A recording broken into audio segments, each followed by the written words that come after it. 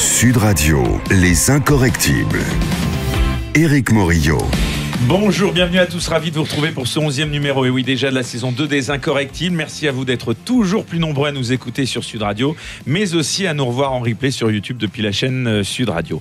Alors avant d'accueillir notre nouvel invité de la semaine, comme d'habitude, je vous présente les journalistes qui vont m'accompagner tout au long de cette émission. Ce sont désormais deux habitués de cette émission, les journalistes Nicolas Vidal tout d'abord de Putsch, et puis bonjour. Philippe Pascot, deux vrais Incorrectibles.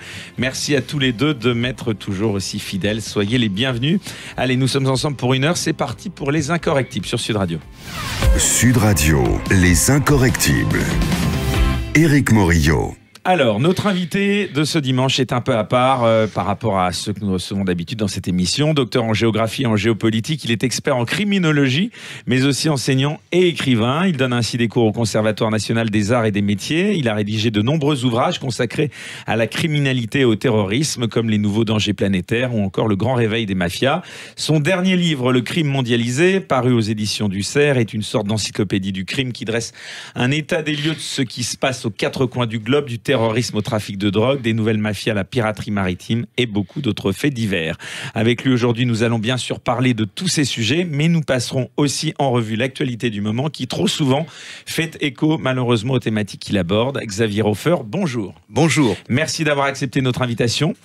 Alors, on va tout de suite rentrer dans le vif du sujet. La France, on le sait, malheureusement, a été secouée récemment par deux affaires. Celle, tout d'abord, de l'attentat contre la préfecture de police de Paris, et puis celle contre la mosquée de Bayonne. Alors, bien sûr, n'ont rien à voir, mais on a d'un côté un employé de la préfecture de police converti à l'islam, musulman pratiquant, qui semble avoir été pris, je cite, d'un délire mystique et suicidaire, comme le rapporte désormais la presse.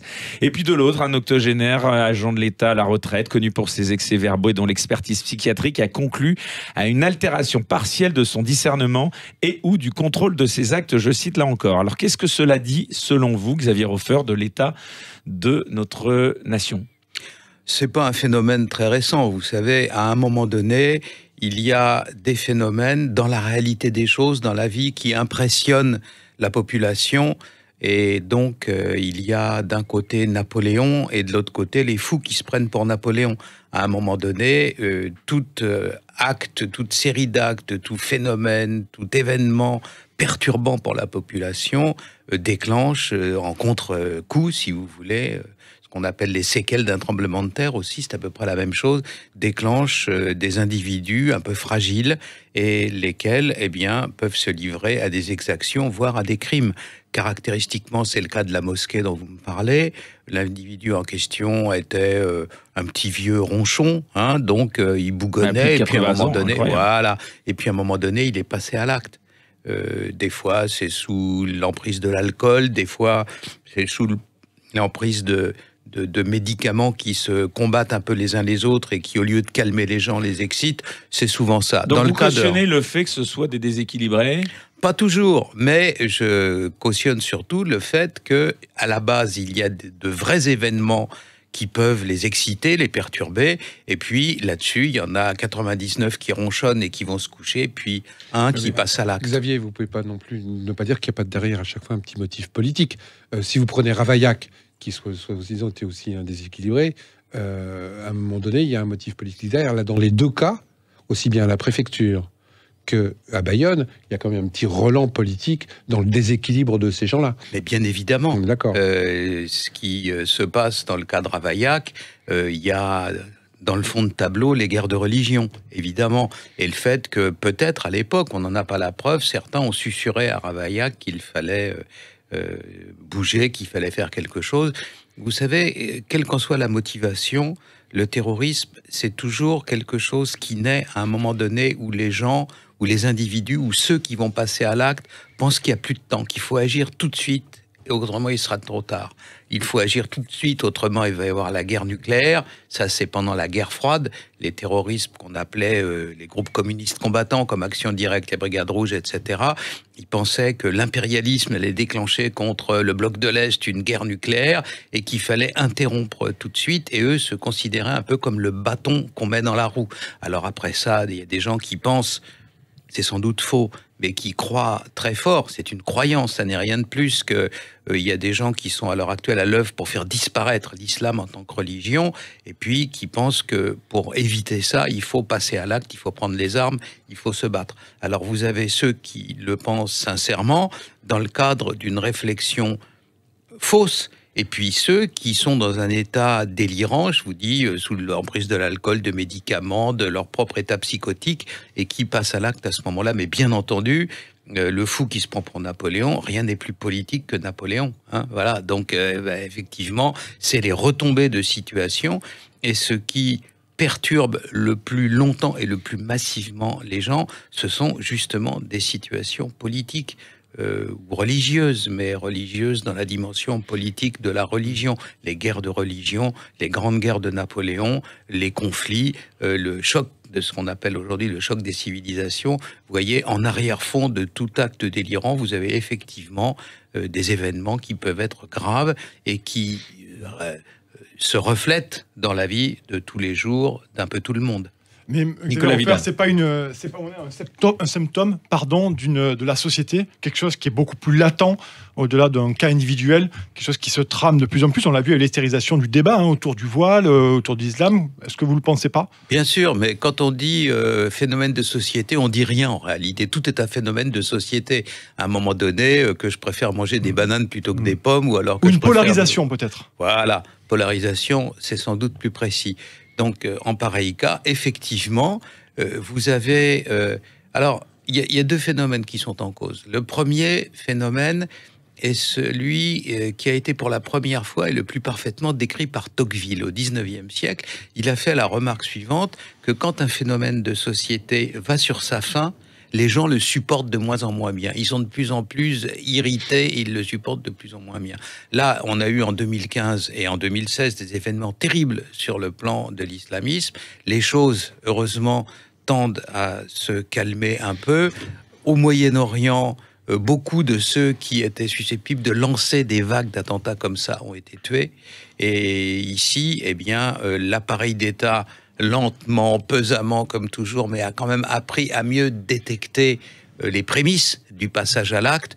Donc, il y en a moins. Et donc, c'est moins le cas pour la préfecture. Ah oui, mais là, c'est différent. On est dans le cadre de ce que j'allais vous dire maintenant. Plus ça va, et plus les éléments résiduels sont difficiles à détecter. Ce que vous êtes en train de dire, c'est que l'islam est sur sa fin? Non. La vague d'attentats islamistes. L'islamisme et l'islam sont deux choses différentes. Vous avez 1,2 milliard ou 300 millions de musulmans et vous en avez quelques dizaines de milliers qui pensent être menacés au point de devoir passer à l'action, de passer à la lutte armée. Comme chez les catholiques. Ah ben non, là, il y a pas de groupe catholique à l'heure actuelle qui pose des bombes, ou en tout cas en France. Il y a quand même des groupes catholiques qui assassinent des médecins qui font des accouchements dans certains pays. C'est bien des catholiques. C'est plus dans des pays, pour être précis... Il y a bien des catholiques qui aujourd'hui, en ce moment, dans certains pays, tuent des musulmans. Donnez-moi un exemple. J'ai plus quel pays, là, où il y a 700... voilà, vous savez 700, non, c'est pas parce qu'on en parle moins. 720 musulmans qui viennent de partir parce qu'ils étaient martyrisés. Non, c'est à l'heure actuelle, massivement... On va pas rentrer dans ce débat-là, en tout cas.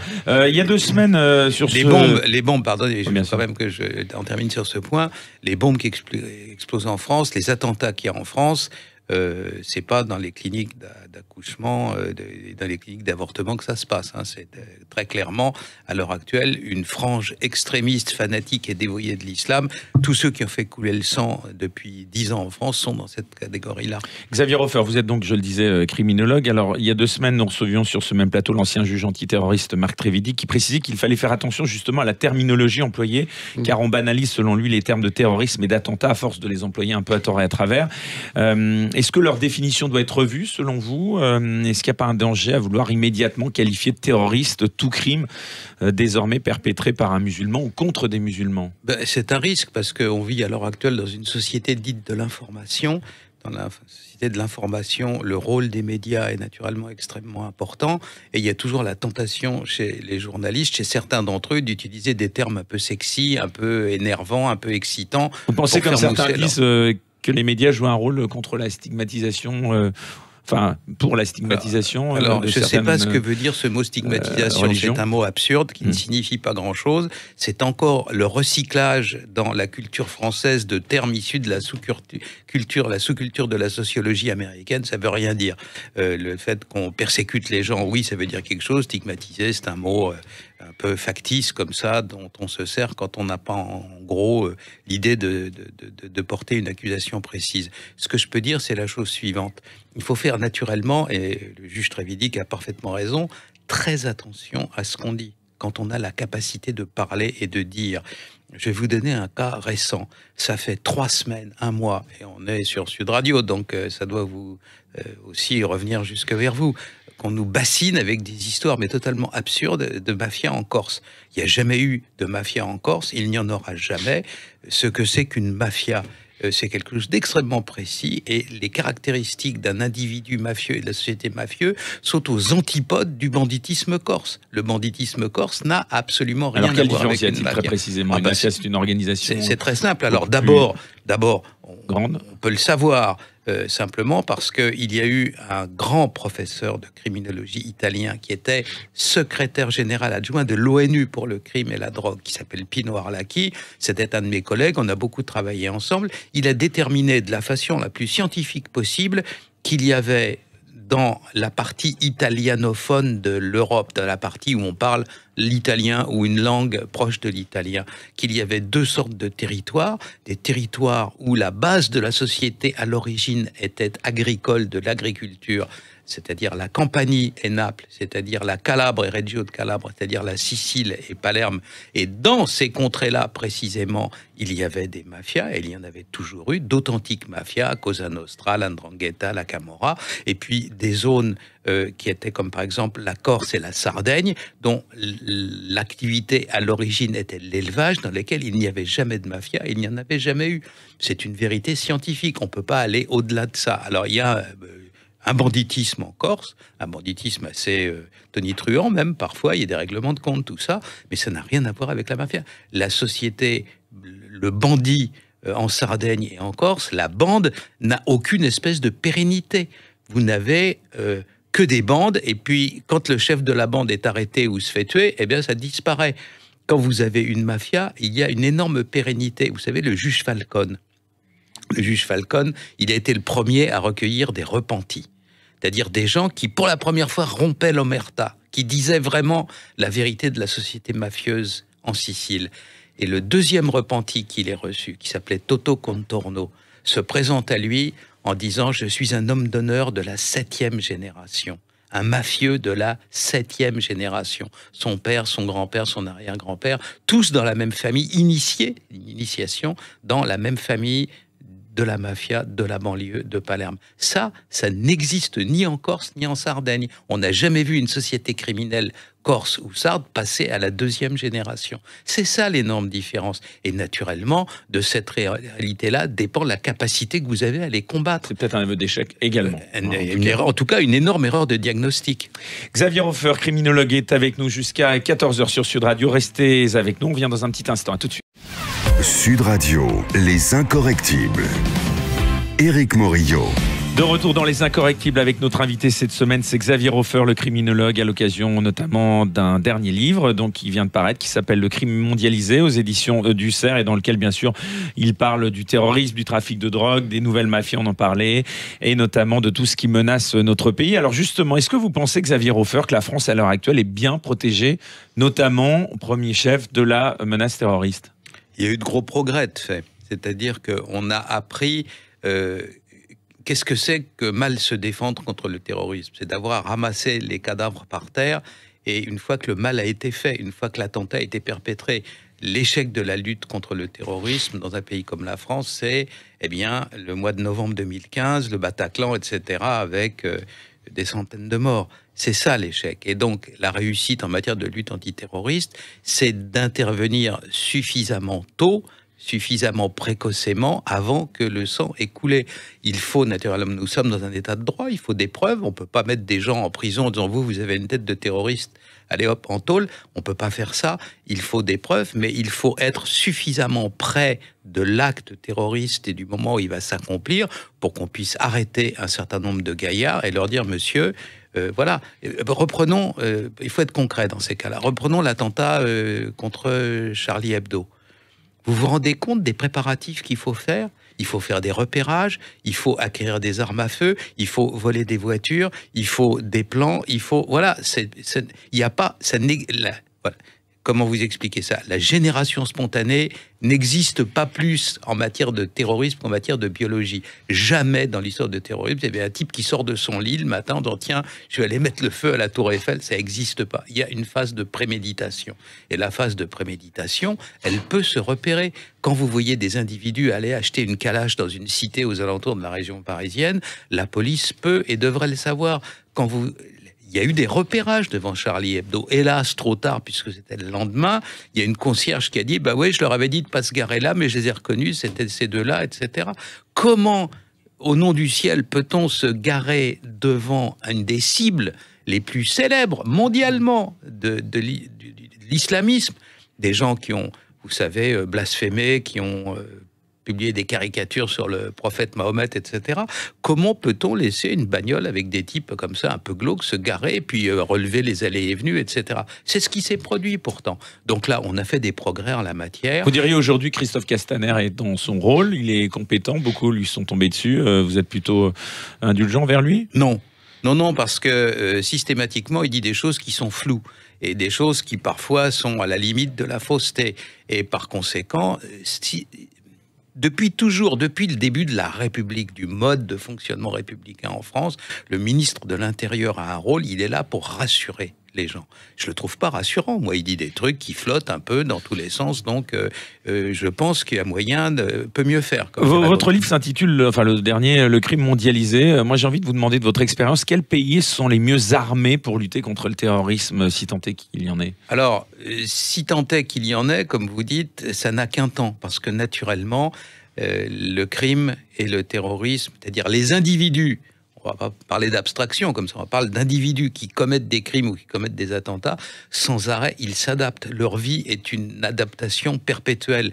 Et donc, si à un moment donné, vous voyez par exemple comment l'Italie a réussi sans, comment dire, interrompre le fonctionnement de la démocratie, etc., comment finalement ils ont réussi à mettre fin à la menace terrible des Brigades Rouges. Vous savez, c'était pas une douzaine d'abrutis dans un coin. À un moment donné, dans l'Italie fin des années 70, début des années 80, vous avez 1500 militants des Brigades Rouges en prison. C'était énorme, c'était une menace vraiment grave et l'Italie a pu s'en sortir. Alors depuis, ils ont appris parce que l'appareil d'État, il apprend.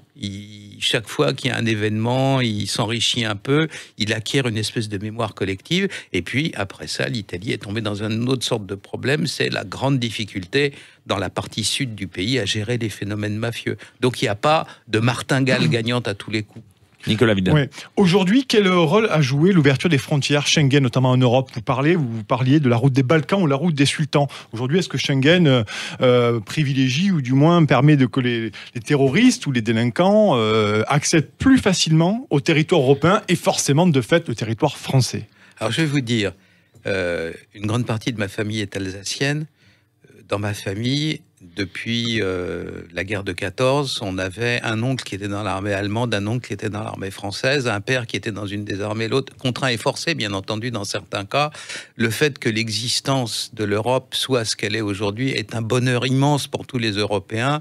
On coupe au pire. Alors maintenant, comme... la langue d'Ésope, c'est à la fois la meilleure et la pire des choses. Vous avez dans l'ouverture de l'Europe, qui est, vous savez, moi dans ma génération, mon père a fait la Deuxième Guerre mondiale, mon grand-père, mes grands-parents ont fait la première, et donc les récits qu'ils ont faits donnent absolument aucune espèce d'envie que ça recommence. Alors, ça, c'est le bon côté de la chose. Le mauvais côté de la chose, c'est naturellement la libre circulation. Ben voilà, les bandits circulent plus facilement qu'avant, les terroristes aussi, alors que les seuls, dans la configuration actuelle de l'Europe, les seuls qui sont bloqués à 5 km à chaque fois de la frontière, c'est les policiers et les magistrats. Donc il y a d'énormes progrès à faire. Ça serait bien à la fin que Europol récupère des moyens plus importants et des capacités d'agir plus importantes, qu'on centralise un peu plus. Mais vous savez, ça se fera lentement de toute manière. Pas dans le domaine de la police, mais dans le domaine de la justice. La justice est au fond de l'âme de chaque peuple. Le sentiment de ce qui est juste et ce qui n'est pas juste, c'est au fond de l'âme de chaque peuple. Vous voulez dire qu'il y a une mauvaise coordination entre les polices ? Entre les polices, non. Mais la justice, c'est pas une question d'organisation, c'est une question d'état d'esprit. Ce qu'un Anglais considère comme profondément juste et profondément injuste, ce qu'un Allemand considère comme... ou un Français, c'est pas du tout la même chose. Donc Europol sera peut-être efficace dans les années qui viennent, on le souhaite, mais Eurojust, c'est loin devant nous. Alors, écoutez, je voulais pas faire cette parenthèse à présent, mais on va en profiter puisque vous parliez d'Europol, de l'Angleterre.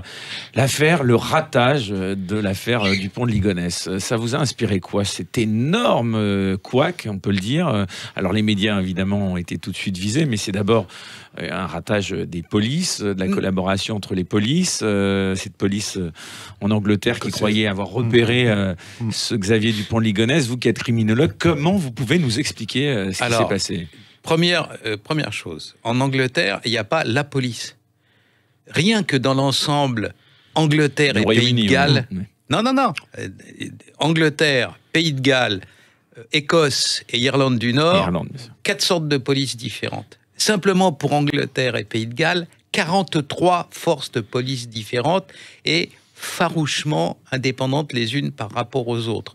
C'est-à-dire qu'ils considèrent... les normes de reconnaissance, d'identification, d'ADN ne sont pas les mêmes. Là-bas, on apprenait que finalement les empreintes suffisaient pour éventuellement identifier quelqu'un. C'était pas du tout comme en France. Bienvenue au Royaume-Uni. Bienvenue au Royaume-Uni. Pour énormément de ses fonctions et de ses institutions, le Royaume-Uni, c'est-à-dire l'ensemble, Angleterre, Pays de Galles, Irlande du Nord et puis l'Écosse, vit encore comme au Moyen-Âge. Vous savez, par exemple, si vous avez envie de devenir fou, je vais vous donner une bonne recette pour devenir fou. Vous devenez journaliste en Angleterre, et puis, par exemple, vous devez, ce qui est la base du métier de journaliste, vous dites Paris, ça se trouve dans l'Île-de-France. Essayez de faire ça pour l'Angleterre. Chaque comté a 3 ou 4 définitions différentes. Il y a le comté dans la tradition royale, il y a le comté administratif, le comté. Alors, pour dire l'équivalent de Paris-Île-de-France, vous êtes obligé de consulter à peu près 12 livres d'héraldique, de machin, des dictionnaires, des trucs. C'est extrêmement compliqué. Mais pour revenir sur cette affaire Xavier Dupont de Ligonnès, je pense que ça doit être un cas d'école pour vous, qui êtes expert en criminologie. Oui. Bon, là, on parle plus du tout de terrorisme, c'est un cas isolé, dramatique d'une affaire privée qui a touché une famille qui a été décimée. D'abord, votre conviction, est-ce que vous pensez qu'il est toujours vivant ou pas? Je ne sais rien. J'ai aucun moyen de savoir. Moi je fais pas dans la boule de cristal. J'ai aucune espèce de capacité de savoir. Je dirais raisonnablement ça mobilise non. Quand même un nombre d'enquêteurs qui est pas négligeable depuis toutes ces années. Ah bah attendez, il y a quand même eu des crimes de commis. C'est-à-dire c'est normal de suivre l'affaire. Il est à chaque fois très mauvais pour l'opinion publique d'un pays qu'elle arrive à réaliser qu'on peut commettre des crimes et s'en tirer les mains propres, si j'ose dire. Hein. Voilà, alors ça, c'est le premier élément, c'est la complexité du mode. Nous, en France, on a une police nationale, alors on projette les trucs, on dit, l'Angleterre, ils ont une police nationale, on va s'adresser à la police nationale britannique de tel endroit. Pas du tout, si ça se trouve, c'est un tout petit truc et les types n'ont simplement pas les moyens de faire autre chose que de traquer de temps en temps les voleurs de poules, premièrement. Et deuxièmement, je constate, en France en tout cas, une énorme déperdition de compétences en matière, non pas des journalistes, mais de ce qu'il y a au-dessus d'eux. Moi, je peux vous dire, une affaire comme ça, pendant 10 ans, je continuais à donner des cours à la fac, mais j'ai été amené pendant 10 ans à suivre les problèmes de terrorisme et de crime organisé pour ce qui était à l'époque le news magazine numéro 1, c'est-à-dire l'Express. Pendant 10 ans, j'écrivais pour eux, je leur faisais des rapports, des notes, etc. J'étais, comme on dit en Irak, embedded dans la rédaction. J'étais dans la rédaction.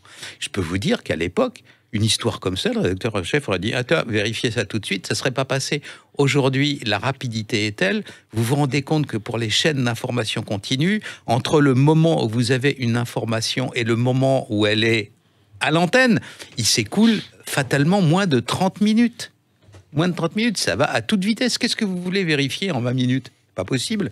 Donc, voilà. Alors, en plus de ça, autre aspect un peu négatif des médias, de la société de l'information, ils sont sans arrêt en train de se copier, de se pomper les uns les autres pour que sur le site, ça soit 1 minute avant, 1 minute après. Scoop, oui. Et vous avez un effet banc de poisson quand il y en a un qui dit hop, toutes les sardines suivent là, et puis voilà ce que ça donne.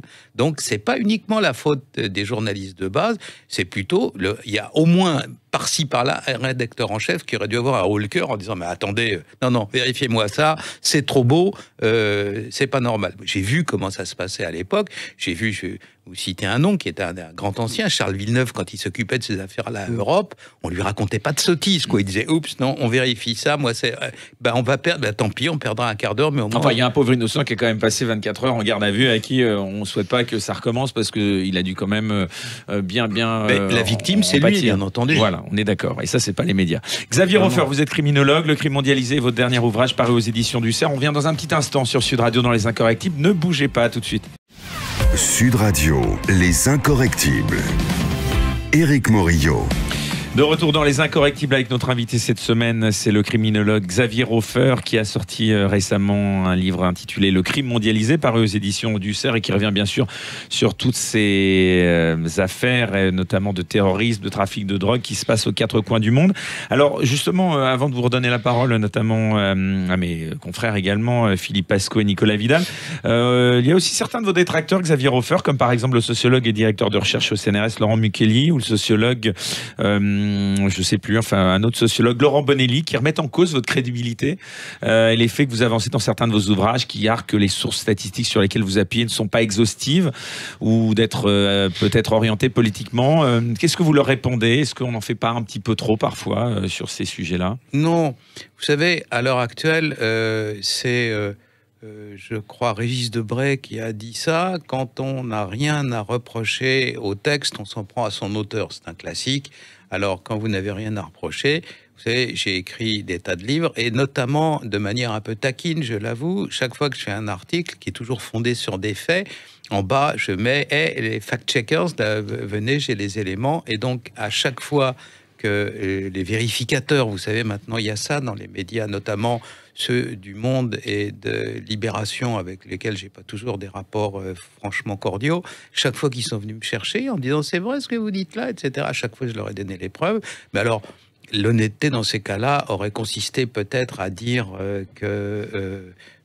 on a vérifié ce qu'il dit est vrai. Non, dans ces cas-là, il s'écrase, mais ce n'est jamais été pris en faute sur les faits que je donnais, à savoir que je les soumets toujours à la critique, et jusqu'à présent, les faits... Notamment sur les banlieues, qu'on vous reproche de manipuler un peu vos lecteurs, selon cette personne, Laurent Mukeli ou Laurent Bonelli, qui vous reproche de tenir un discours apocalyptique sur les banlieues. Et vous avez vu ce qui se passe dans les banlieues?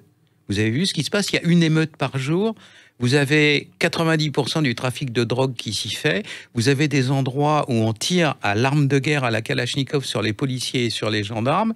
C'est pas ça qu'on vous reproche, Xavier. Comment? Xavier, c'est pas ça qu'on vous reproche. Ce qu'on vous reproche, c'est de teinter d'ethnie les banlieues. Moi, j'ai lu vos discours et vos vidéos, et souvent les gens que vous interpellez comme des délinquants sont, d'après vous, de type maghrébin, par exemple. Pas uniquement. Oui, il y a aussi des nomades. Je pense que c'est oui. Ah oui, il y a aussi des nomades. Il y a les Roms aussi. Voilà. Je vous ai entendu parler des Roms. Donc c'est vrai qu'on pense un petit peu que vous êtes un petit peu extrémiste dans votre criminologie directionnelle par rapport à certaines catégories d'individus. Vous parlez souvent de tribus, de tribal. Alors, je vais vous dire, le jour où ça sera des Suédois, je le dirai aussi. D'accord. C'est rarement le cas. Voilà, je peux vous dire, à l'heure actuelle, s'agissant de 2 formes de criminalité. Je parle des 2, j'ai écrit sur les 2. La première criminalité est dite en col blanc. Ce sont des escrocs qui, par l'intermédiaire des banques, vont faire ceci, vont faire cela. Et la deuxième forme de criminalité, c'est la criminalité des rues, celle dans les rues. La criminalité des rues est à plus de 80% d'origine étrangère, soit directement, soit par l'intermédiaire de l'immigration, à plus de 80%. Vous savez, des fois, par exemple, prenons une forme d'infraction qui pourrit la vie des gens au quotidien. C'est le vol de câbles pour récupérer le cuivre et après ça, le vendre. Il y a des villages entiers qui sont privés de médecins parce qu'on ne peut plus les appeler, qui sont privés d'électricité, qui sont privés de téléphone, qui sont privés d'Internet, dont les gens qui sont suivis à distance par les médecins, vous savez, par ces câbles-là, qui sont encore à l'heure actuelle en cuivre.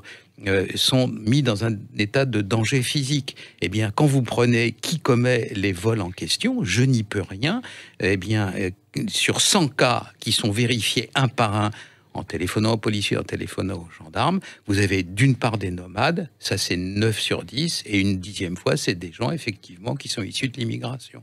Je n'y peux rien. Le jour où ça sera des berrichons, je le dirai aussi, vous savez, je n'y prends aucun plaisir, je dis la vérité. Ça veut bien dire que la criminalité en France, ce n'est dû qu'aux étrangers. Ben, dans la criminalité des rues, comme je vous l'ai dit, à plus de 8 fois sur 10, c'est le cas. Et voilà, c'est comme ça. Et vous avez des statistiques là-dessus? Parce qu'a priori, on ne peut pas en faire, hein, des statistiques ethniques. Mais bien sûr que si, on peut. Bien entendu, bien sûr que si, on peut. Il y a la capacité, à l'heure actuelle. Par la loi. Comment? C'est interdit par la loi. Mais non. Il y a des conditions très précises dans lesquelles on peut le faire, et notamment pour les études académiques. S'il y a des gens qui sont capables de vous dire qu'il n'y a pas de noir à la radio, à la télévision, comment ils le font?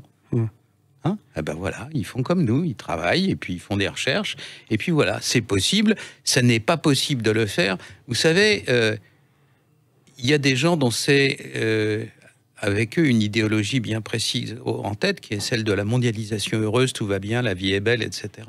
Et les gens en question, souvent, eh bien, ils disent il n'y a pas ceci, il n'y a pas cela, c'est pas vrai.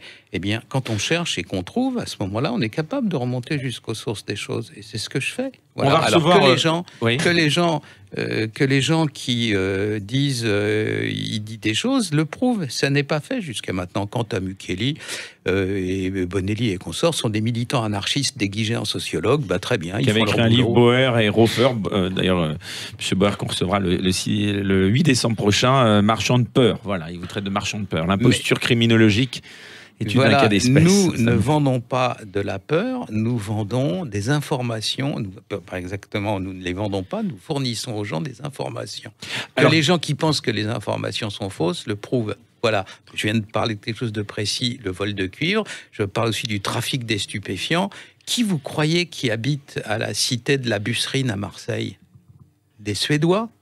Bon. Il faut être un peu sérieux, il faut regarder comment ça se passe sur place. Alors en parlant justement des affrontements qui ont eu lieu, là c'est un autre sujet, mais bon, récemment il y a eu pas mal d'affrontements avec les forces de l'ordre. On va recevoir la semaine prochaine la journaliste et écrivaine Zineb El Razoui. Ouais. Quelle attitude proposeriez-vous de tirer sur ces voyous qui commettent de telles infractions? Jamais de la vie. Notre attitude est constamment de dire que à long terme, pour la vie en société, ce qui marche le mieux, c'est la prévention. À l'heure actuelle, ce que les gens ne veulent pas considérer ni et taisent en France, c'est qu'un certain nombre d'endroits en France, on les connaît un par un. Je peux vous en faire la liste si vous voulez. Donc ça vous choque qu'on dise que certains puissent émettre l'idée que les forces de l'ordre ripostent. Mais naturellement, quand on en arrive là, c'est une logique d'échec. La solution, elle est préventive. Il y a des bandes qui sont constituées dans ces quartiers-là, et c'est les bandes en question qu'il faut dissoudre. On peut le faire, la justice le permet aujourd'hui. Savez-vous ce que c'est que l'injonction pénale? L'injonction pénale, ben voilà, un jour on ramasse une douzaine de gaillards dans une cité quelconque devant un juge. Et le juge leur dit, voilà, nous avons suffisamment d'éléments sur vous, nous pourrions vous mettre en prison, mais c'est pas sain d'envoyer les gens en prison, donc on va faire autrement. Et à partir de maintenant, vous, monsieur machin, vous, monsieur truc, vous, monsieur chose, vous avez l'interdiction de vous fréquenter les uns les autres, et vous avez l'interdiction d'aller dans une partie de la ville, compris entre la rue machin et la rue truc. Qu'est-ce que c'est qu'une bande? C'est une équipe de gens sur un territoire donné. Mais on peut le vérifier, ça, vous pensez? Bien entendu, il y a des caméras partout maintenant.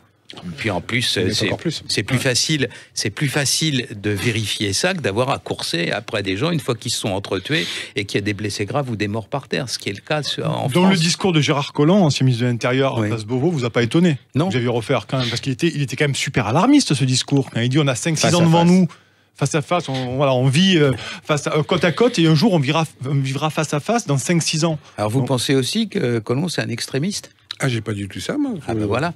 Donc, ce que je voulais vous dire, c'est que bien entendu, lui, il a les rapports tous les jours. Alors, si jamais les rapports en question tombaient sous les yeux de M. Mukeli et consorts, eh bien, peut-être, s'ils en sont capables. Ouais. Vous pensez qu'il y a un déni de réalité, par exemple? Un vrai déni de réalité par rapport à cette situation Mais totalement. Vous avez vu ce qu'a fait le président Macron?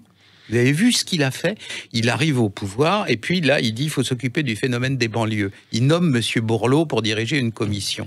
Le moment venu, le président soulève le couvercle, il ne trouve pas ça intéressant ni beau à voir, il referme le couvercle, Borloo à la niche, et puis c'est fini. Depuis 2017, on ne fait rien pour les banlieues sensibles. Dans les faits, rien. On a nommé des quartiers de reconquête républicaine, il y a exactement autant d'infractions, autant d'écoles attaquées, etc., que dans les autres. C'est totalement pipeau. Mais ça veut bien dire, Xavier, que c'est pas aux conséquences qu'il faut s'attaquer, mais à la causalité.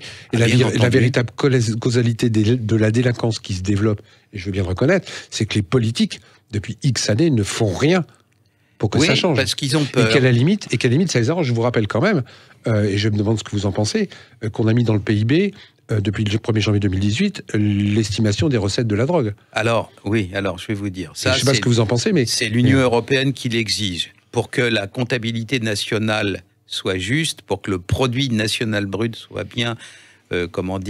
constitué et soit authentique, il faut qu'on ait la réalité des chiffres, et la réalité des chiffres implique d'y mettre également les ressources qui sont fournies par l'économie souterraine.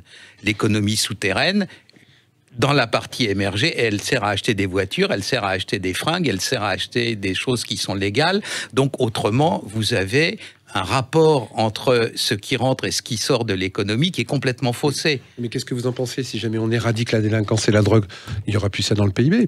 Mais bien entendu, mais alors à ce moment-là, comme il y aura dans le poste en face, il y aura moins d'achats parce qu'il y aura moins d'argent clandestin, ça rétablira les côtés. C'est simplement, vous savez, la Banque mondiale, je crois, fait tous les ans une comptabilité nationale pays par pays. Voilà. Alors, il y a d'un côté ce qu'on achète et de l'autre côté ce qu'on vend. Et puis à la fin, comme c'est une comptabilité en partie double, je ne veux pas rentrer trop dans les détails, ça serait fatigant pour les auditeurs, mais à la fin, dans une comptabilité en partie double, il y a 0 en bas.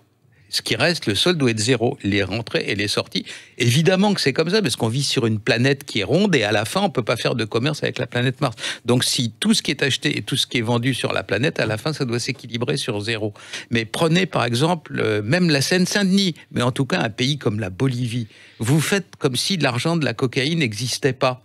À la fin, vous avez un produit totalement national brut, totalement déséquilibré, parce que les narcos, ils achètent des Mercedes, ils achètent des trucs de luxe, et alors naturellement, ça figure dans la partie dépenses et ça ne peut pas figurer dans la partie achat. C'est pour ça que les comptables de l'Union européenne ont bien fait de rétablir ça, mais c'est sans problème mathématiquement, puisque à la fin, s'il y a moins d'argent illégal, il y aura moins d'achats, de dépenses faites avec des postes, par exemple comme des voitures qui sortent de l'économie réelle. Donc ça se rééquilibrera, c'est pas un problème. Xavier Hofer, criminologue, auteur du Crime mondialisé paru aux éditions du Cerf, est avec nous jusqu'à 14h. On reste ensemble, on vient dans un tout petit instant. Sud Radio, les incorrectibles. Éric Morillo. De retour dans Les Incorrectibles pour la dernière partie de l'émission, toujours avec le criminologue Xavier Hofer, auteur du Crime mondialisé paru aux éditions du Cerf. Alors juste avant, évidemment, on parlait toujours de trafic de drogue. Vous êtes un spécialiste dans ce domaine. Petite parenthèse, toutes ces drogues qui s'échouent sur les côtes de l'Atlantique, ça vous inspire quoi? Puisqu'on en est à près d'une tonne, hein, je crois. C'est colossal. Elles viendraient d'où ces drogues? Je vais vous dire, le mystère est assez léger, quoi, parce qu'il y a 3 pays au monde qui produisent de la cocaïne. Il n'y en a pas 140, hein, il y en a 3. Il y a les 3 pays du cône nord de l'Amérique latine, c'est naturellement 70%, c'est la Colombie. Après ça, il y a le Pérou et il y a la Bolivie. C'est tout. C'est tout. Les autres pays aux alentours, comme l'Équateur et le Venezuela, servent à transporter, à évacuer, à servir de tremplin vers l'étranger. Mais les pays producteurs, il y en a 3. Et je vais vous dire, pour faire de la cocaïne, il faut énormément de produits... 83%, c'est incroyable. Il faut énormément de produits chimiques précurseurs. Donc, notamment de l'éther, et puis de l'acétone, et puis du kérosène. Et l'éther... Je crois qu'il n'y a pas plus de 7 ou 8 fabricants mondiaux d'éther. Alors, il y a une particularité, c'est que de manière parfaitement légale, on vend de l'éther aux pays du cône nord de l'Amérique latine. Puis sur place, dit-on qu'il doit y avoir un microclimat parce qu'il y en a 90% qui s'évaporent. Hein, c'est triste, ça. Hein. Donc, bien entendu, tout ça tombe entre les mains des narcos, mais on sait très bien tout ça. Alors, à l'heure actuelle, qu'est-ce qui se passe? C'est que vous avez des gens qui font de la politique et qui prennent des décisions en faveur de ce que leur disent leurs gourous de la com ou en faveur de ce que leur disent leurs copines le soir quand ils sont rentrés à la maison et pas de la réalité des choses. La cocaïne qui inonde la France à l'heure actuelle, c'est la réaction des narcos à l'entreprise de légalisation du cannabis. Ils sont en train de se répercuter sur une autre drogue qui, elle, pourra pas être légalisée en disant « Ok, le cannabis, petit à petit, on va laisser tomber et on va vendre de la cocaïne. » C'est ça qui est en train de se passer à l'heure actuelle. Alors, quand on prend... Moi, je suis pas un homme politique. C'est une décision politique de libéraliser ceci, pas libéraliser cela. Je considère que quand on est un homme politique, quand on a l'intention de faire quelque chose, à l'heure actuelle, l'augmentation du prix du tabac. Alors maintenant, ils viennent pleurer, disant, oui, les cigarettes de contrebande, il fallait peut-être y réfléchir avant. Hein? Et je peux vous dire, les cigarettes de contrebande, il y en a deux sortes. Il y a des cigarettes simplement qui sont, des cigarettes américaines normales, mais simplement achetées dans des pays où il n'y a pas de taxes. Et puis, deuxièmement, il y a celles qui sont contrefaites. Les cigarettes qui sont contrefaites, c'est une épouvante en matière de santé publique. Elles sont 10 fois plus cancérogènes que les cigarettes normales, qui déjà sont pas terribles. Donc là, vous avez cette difficulté-là. Et les gens qui, à l'heure actuelle, disent oui, peut-être simplement le fait de jouer avec l'idée qu'on va dépénaliser le cannabis, les narcos, eux, ils jouent pas. Donc, ils sont en train d'inonder l'Europe de cocaïne comme drogue de remplacement qui, elle, ne pourra pas être dépénalisable. Voilà ce qui se passe. Donc, ce qui se promène sur les plages, eh ben, il y en a eu. Vous savez, à l'heure actuelle, il y a sans doute 600 à 700 tonnes, 600 à 700 000 kilos de cocaïne qui arrive chaque année dans l'Union européenne. Alors là-dessus, il y a un bateau qui coule ou quoi que ce soit, et puis les galettes... Qui se délestent volontairement à l'approche peut-être des côtes. Oui, alors j'ai une question qui me brûle les lèvres, moi, Xavier Hofer, c'est pensez-vous que l'Union européenne, dans sa forme politique, pourrait endiguer cette criminalisation mondialisée aujourd'hui? La question, c'est est-ce qu'il y a une volonté politique de l'endiguer, ou du moins pas de l'arrêter? Je ne vais pas être optimiste, mais au moins de l'endiguer. Dans l'état actuel des choses, non. Alors j'ai parlé naturellement en tant que... du temps de l'ancien directeur général, j'étais un de ses conseillers à Europol, vous savez, qui est à La Haye, qui est la coordination de toutes les polices de l'Union européenne. Et donc, l'homme en question, et puis des commissaires européens que j'ai vus, l'Union européenne n'a pas de mandat pour les problèmes qui touchent à la souveraineté nationale. Ils sont obligés d'y aller sur la pointe des pieds parce que la police, la justice relèvent de la souveraineté de chacun des pays. Elle veut bien, les pays en question veulent bien déléguer comme ça des petits bouts une fois de temps en temps, mais pour l'essentiel, c'est leur affaire et c'est pas la veille que la France verra sa police nationale soumise aux volontés de Bruxelles. Mais Xavier, ça pose pas un problème parce que politiquement parlant, l'Europe aujourd'hui essaye de régir un grand nombre de domaines de la vie quotidienne des individus dans chaque pays. Mais bizarrement pas sur la police. Est-ce que ça sous-entend pas que quelque part, comme le disait mon ami Nicolas, ils veulent pas? C'est pas ça, c'est que quand vous parlez avec j'ai parlé directement avec des commissaires de l'Union européenne qui me disaient je n'ai pas de mandat. C'est-à-dire que je ne suis pas mandaté pour faire ça. C'est pas que le problème se pose pas de savoir si dans un monde idéal ils auraient un mandat ou ils en auraient pas. Là, en l'occurrence, ils n'en ont pas. Mais pourquoi? Mais pas uniquement là, parce que la Constitution, l'Union européenne a été conçue comme ça. A été conçu pour faire des petits rajouts petit à petit. Alors, à l'heure actuelle, l'Union européenne peut se prononcer sur, je plaisante pas, sur la taille des préservatifs ou sur la couleur des poireaux ou sur le lait cru à l'intérieur des camemberts, sur les problèmes qui tiennent à la souveraineté, la diplomatie de la France. C'est à Paris qu'elle se fait et pas à Bruxelles. La police et la gendarmerie et l'aspect militaire se fait à Paris. Regardez, quand on intervient, et Dieu sait qu'on a bien fait, au Mali, par exemple, pour empêcher les islamistes de s'installer là-bas, eh bien, ça dépend de la décision, elle est prise à Paris. Bruxelles la prend dans le journal. C'est comme chacun ça. Se débrouille, quoi. Chacun se débrouille. En gros, oui. Xavier Hofer, on va arriver bientôt au terme de cette émission. Pour ceux les auditeurs qui n'auraient pas encore lu votre livre, qu'est-ce que vous retiendriez le plus donc de ce dernier ouvrage, Le crime mondialisé, état des lieux en 99 vérités, paru aux éditions du Cerf, je le rappelle, que vous avez publié récemment. Quel est le message principal que vous devriez Il y a deux évolutions à l'heure actuelle qui sont inquiétantes. La première dans le domaine du narcotrafic. C'est-à-dire que le trafic mondial de la drogue et au-delà, la criminalité internationale est en train de passer dans des mains totalement extraordinaires et surprenantes et totalement étrangères à tout ce qu'on constatait jusqu'à maintenant. Jusque dans les années 2000-2010, le crime organisé mondial, c'était des trucs bien reconnus et bien repérés. La mafia, les triades en Chine, les yakuza. Et là, depuis quelques années, on voit accéder à la tête de cartels immenses et planétaires, d'absolus inconnus, des types dans la rue, vous les reconnaîtriez même pas, c'est fini, les types avec une ascendance criminelle sicilienne ou machin, etc. Le dernier à avoir été attrapé, alors il avait un nom français, mais c'est, vous savez, les protestants français immigrés en Afrique du Sud, c'est un monsieur qui s'appelait Leroux, L-E-R-O-U-X, qui était d'Afrique du Sud, qui avait monté une société criminelle mondiale, mais gigantesque. C'était le plus gros vendeur mondial de produits, vous savez, analgésiques, de calmants qu'on utilise, etc., avec un réseau de pharmacies dans plus de 100 pays du monde, sur Internet, etc., absolument bidon. Et donc, l'individu en question, il avait réussi à monter une espèce de cartel mondial. Il avait sa flotte d'avions privés, il avait ses commandos de tueurs à gages, il dirigeait des milices, il faisait pousser du hashish et de la cocaïne dans différents pays, il travaillait avec d'autres sociétés criminelles, et c'était nobody absolu. Voilà. Donc, il y a cette évolution de la criminalité vers des personnages qui sont moins repérables et avec lesquels la police, à l'échelle internationale, souffre beaucoup plus. Ouais. Et deuxièmement... J'en conclus que ces gens-là sont quand même nettement plus dangereux que les banlieues dévastatrices que vous citez. Moi, je pense que ces gens-là sont 1000 fois plus dangereux, au contraire. Et c'est une délinquance en col blanc. Mais non. Je dis simplement que les uns sont les récipiendaires des autres sur le terrain. C'est-à-dire que ce que ces gens-là vendent à grande échelle, après ça, c'est les petits dont vous parlez qui les vendent sur le terrain directement en contact avec la population. Plus dangereux.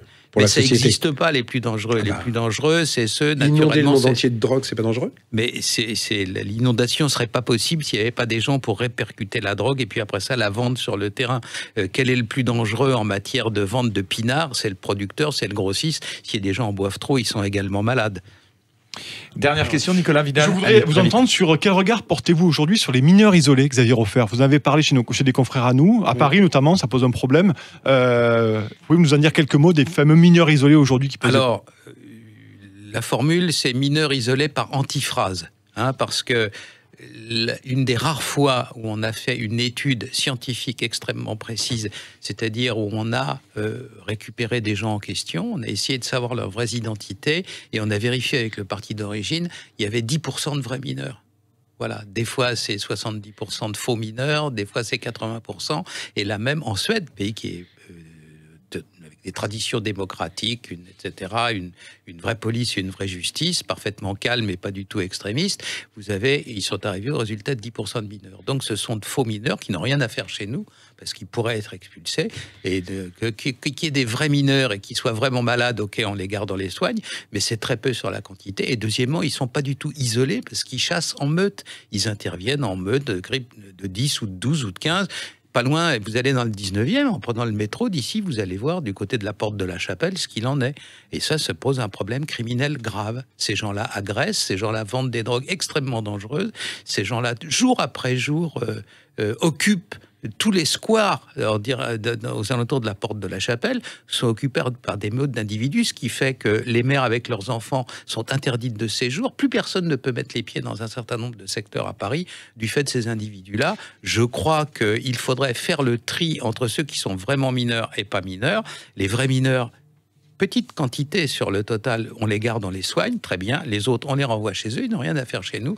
Et puis deuxièmement, rendre ce pays à ceux qui l'habitent et ceux qui payent pour son développement. Eh bien, ce sera le mot de la fin. Donc, je vous laisse la responsabilité. Merci beaucoup, Xavier Hofer, d'avoir accepté notre invitation. Je rappelle donc la sortie de votre dernier ouvrage, Le crime mondialisé, aux éditions du CERF, une encyclopédie du crime qui dresse un état des lieux mondial de tout ce qui se passe donc aux quatre coins du globe. Merci aux journalistes Nicolas Vidal et Philippe Pasco de m'avoir accompagné pendant cette émission.